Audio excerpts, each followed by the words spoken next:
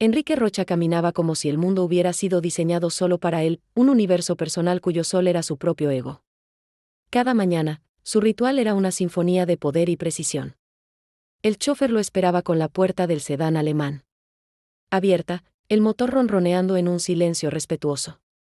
El trayecto hasta el corazón del distrito financiero era un desfile de paisajes urbanos que él observaba con la displicencia de un emperador contemplando sus dominios. Al llegar al rascacielos de cristal donde se encontraba la sede de su empresa, Rocha Corp, sentía que la ciudad entera le rendía pleitesía.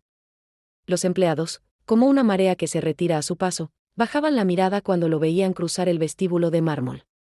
Algunos lo admiraban con una devoción casi religiosa, otros lo temían como a una deidad vengativa, pero todos, sin excepción, sabían que aquel hombre no aceptaba un no como respuesta. Su presencia era un evento en sí mismo. Vestía trajes italianos hechos a medida, de un corte tan impecable que parecían una segunda piel. Sus zapatos, de un cuero bruñido, brillaban como espejos oscuros, reflejando un mundo distorsionado. A sus pies, en su muñeca, un reloj suizo de edición limitada no solo marcaba la hora con una precisión astronómica, sino que recordaba a todo su poder, su éxito y el abismo que lo separaba de él.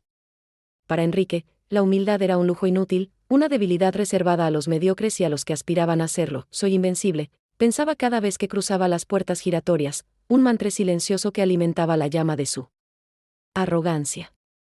El ascensor privado, activado por su huella dactilar, lo ascendía sin escalas hasta el último piso, el Olimpo corporativo.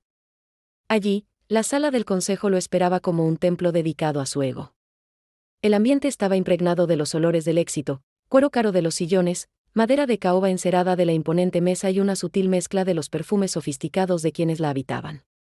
Cada pared estaba adornada con cuadros de premios, placas conmemorativas y portadas de las revistas de negocios más prestigiosas del mundo. Forbes, Fortune, The Economist, todas ellas habían contado su historia, alimentando la narrativa de un hombre que se veía a sí mismo no como un empresario, sino como una leyenda viva. Se sentaba en la cabecera de la mesa, en un sillón que parecía más un trono, y desde allí dominaba la sala. Su voz, grave y llena de una seguridad que no admitía réplica, solía inaugurar las reuniones con la misma declaración dogmática: señores, somos la empresa más valiosa del sector porque yo nunca me equivoco, los directores, hombres y mujeres de probada capacidad pero de voluntad sometida, reían y aplaudían con un entusiasmo ensayado, como si cada palabra suya fuera un oráculo incuestionable. Nadie se atrevía a desafiarlo. Un ligero fruncimiento de su ceño podía congelar una carrera, una palabra de desaprobación podía significar el exilio profesional. Sin embargo, en secreto, en los susurros de los pasillos y en las conversaciones cifradas por email, algunos comenzaban a notar que el brillo de Enrique no era tan inquebrantable como parecía. Las grietas eran minúsculas, casi invisibles, pero estaban ahí, como fisuras en el mármol de una estatua perfecta. Su infalibilidad se había convertido en una ceguera selectiva, su confianza en un escudo que le impedía ver las amenazas que se cernían sobre ellos. En una esquina de esa misma sala, sentada discretamente en una silla que parecía deliberadamente menos importante, estaba Clara. Su presencia contrastaba con la opulencia ruidosa de Enrique. Siempre vestida con una elegancia sobria y atemporal, poseía la serenidad de quien observa más de lo que habla, de quien comprende el poder del silencio en un mundo de gritos. Clara no era solo la esposa de Enrique, en los inicios de la empresa. Había sido su socia, la arquitecta de las primeras estrategias, la voz de la razón que equilibraba su ambición desmedida. Pero a medida que el éxito crecía, Enrique la había ido relegando a un papel secundario, decorativo. Oficialmente, era directora de Relaciones Institucionales, un título vago para mantenerla cerca pero silenciada. Había pasado incontables noches en vela, con la única compañía de una lámpara y el zumbido del ordenador, preparando una carpeta con ideas innovadoras.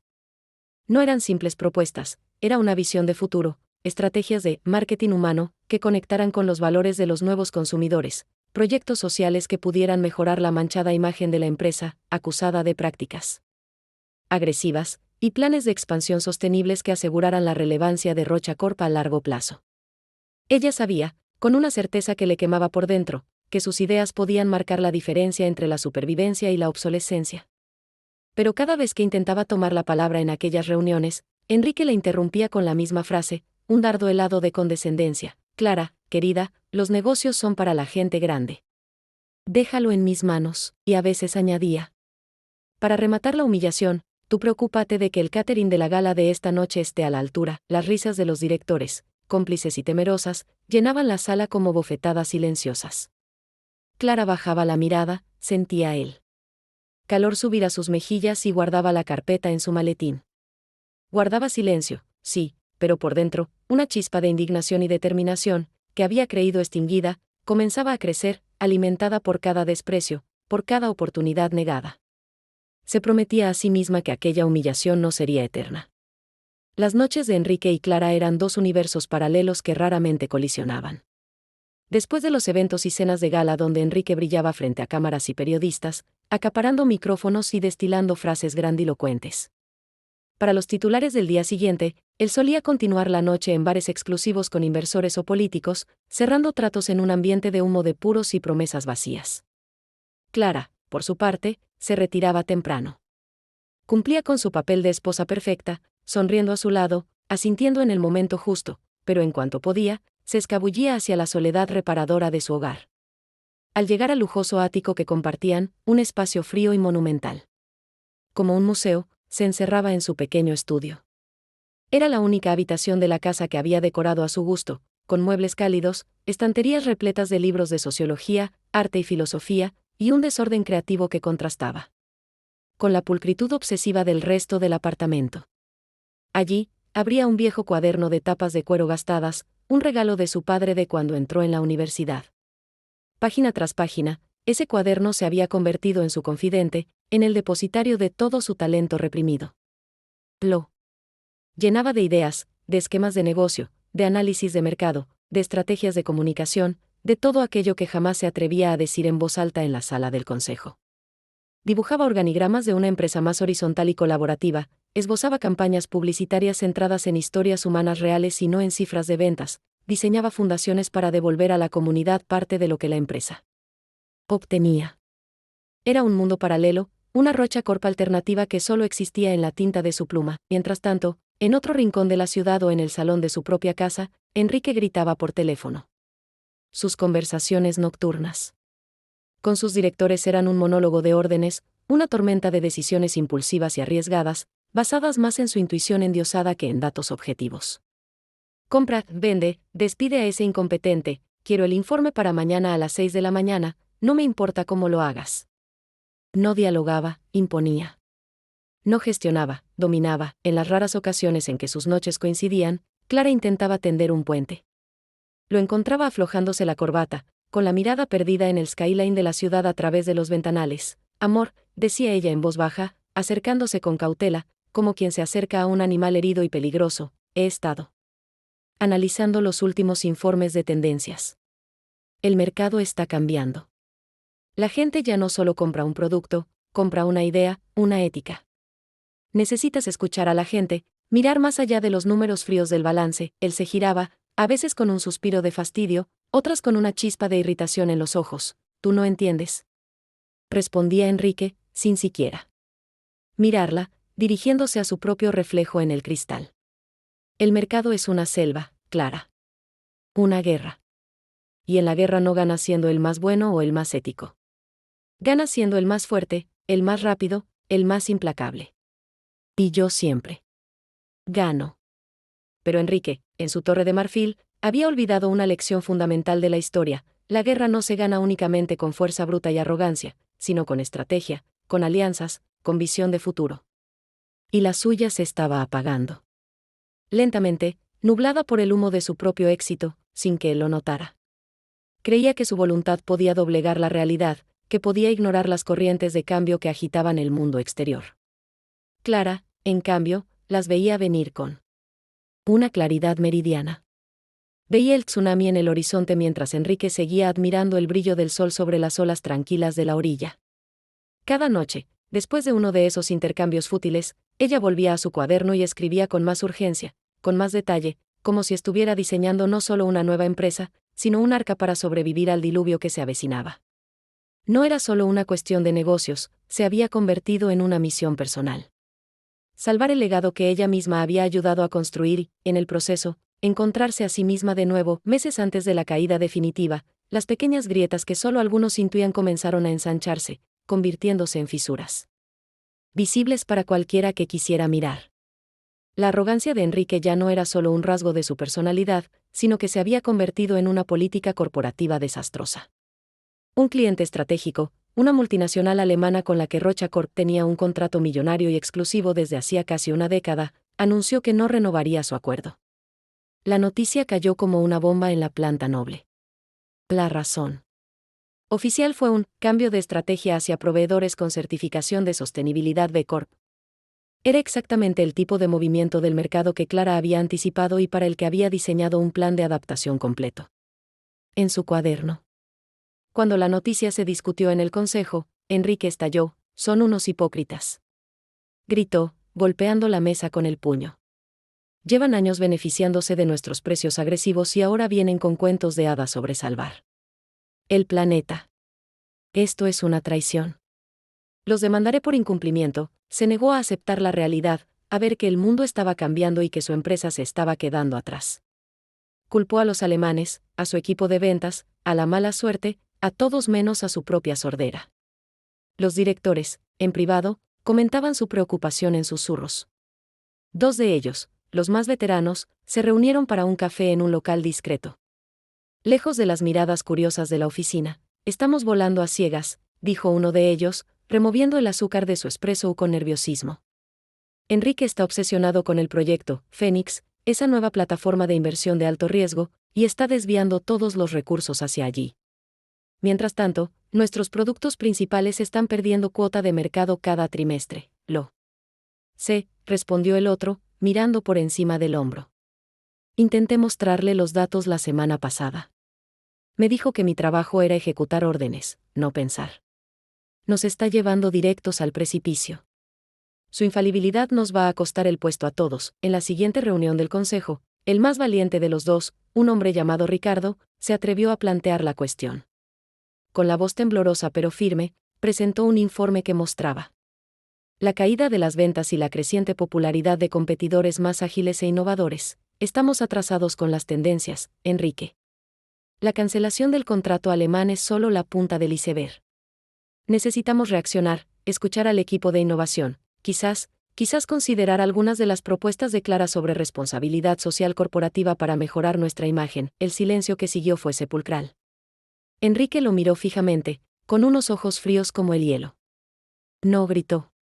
Su respuesta fue peor, un susurro cargado de desdén que cortó el aire de la sala. «Tonterías.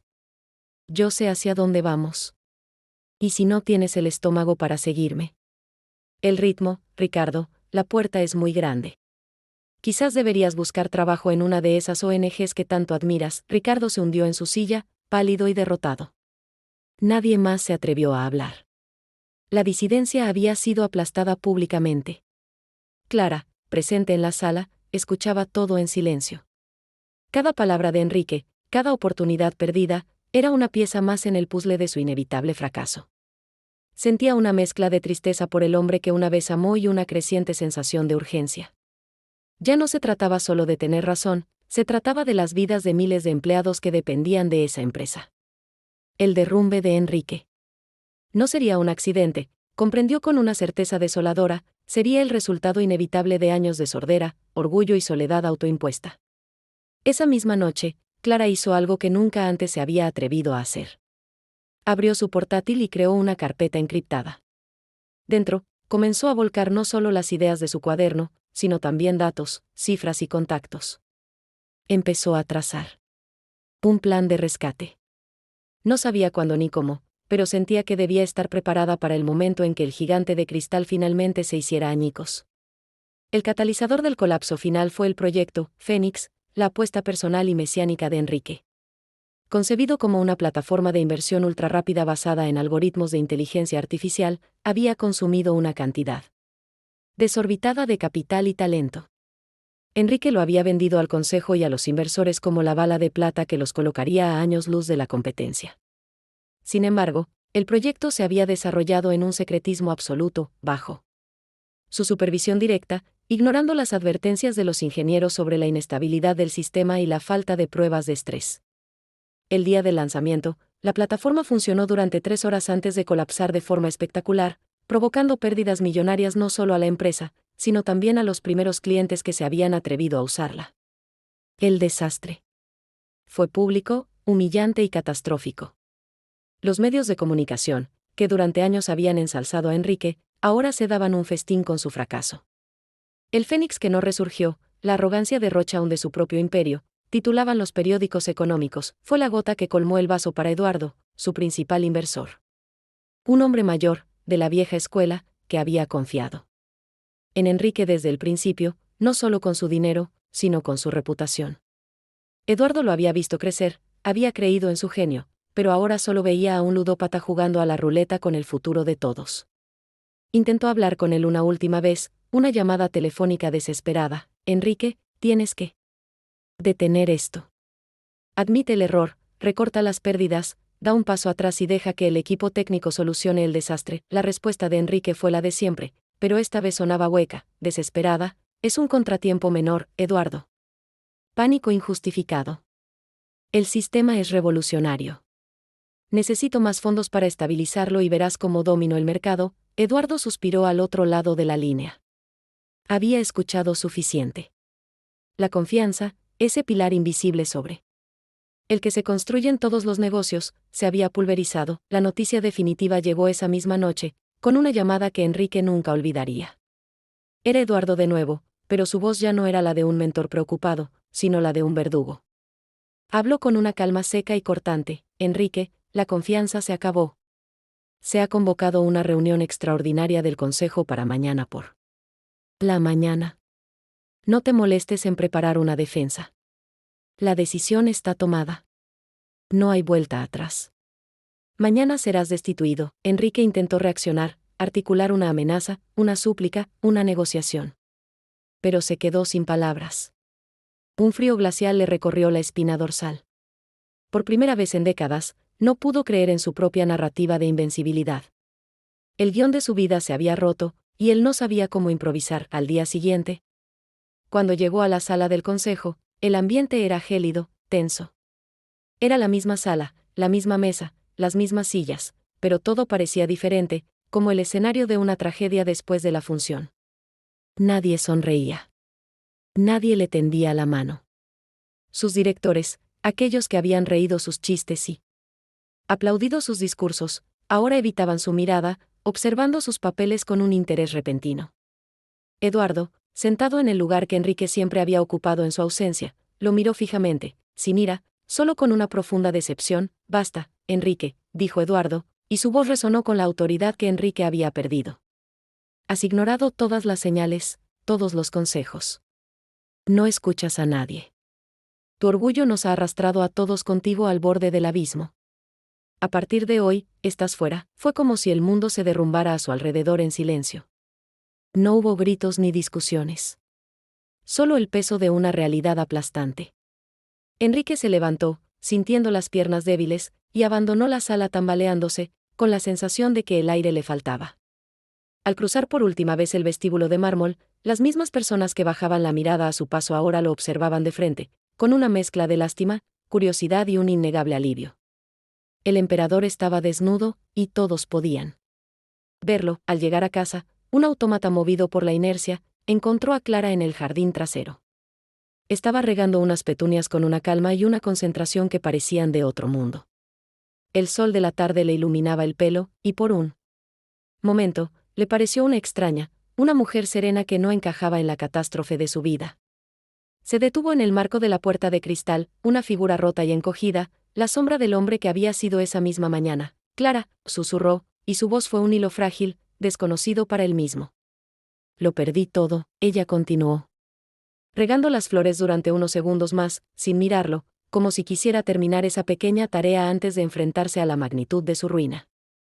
Luego, cerró el grifo y dejó la regadera suavemente en el suelo. No, Enrique, dijo, girándose al fin para mirarlo, y sus ojos estaban claros, sin una pizca de lástima o de triunfo. No lo perdiste hoy. Empezaste a perderlo el día en que decidiste que solo tu voz importaba. El día que dejaste de escuchar no solo a mí, sino al mundo. Él dio un paso hacia ella, con los ojos llenos de lágrimas, las primeras en años. Era un niño asustado buscando refugio. Te necesito, dijo, con la voz quebrada. Necesito tu ayuda. Clara lo miró fijamente, y en su mirada él no vio a la esposa sumisa, sino a la mujer fuerte que siempre había estado allí, oculta a plena vista. Siempre me quisiste a tu lado, Enrique. Como un adorno, como un trofeo. Silencioso. Pero nunca quisiste escucharme.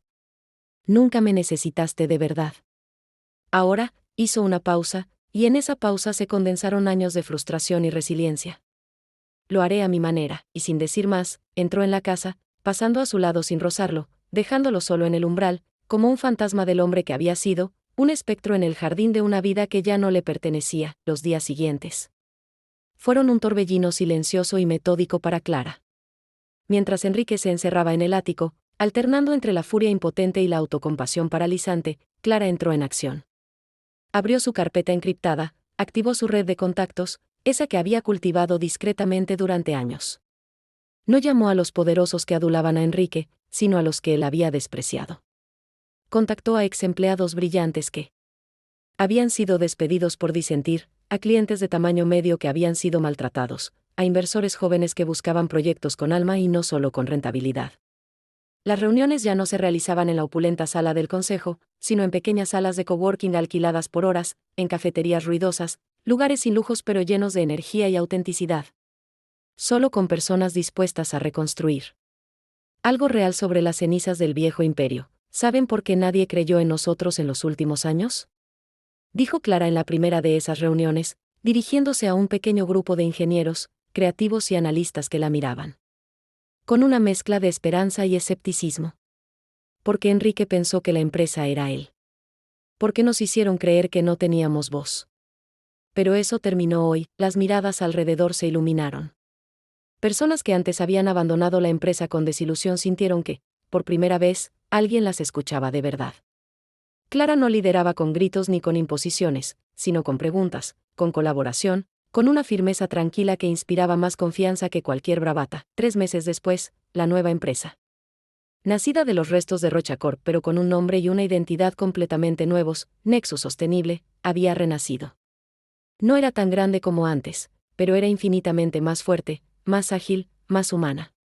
Su primer gran movimiento fue cerrar una alianza estratégica con una startup emergente de tecnología sostenible, la misma que Enrique había descartado meses atrás por ser demasiado pequeña e idealista. La noticia corrió como la pólvora por los medios financieros.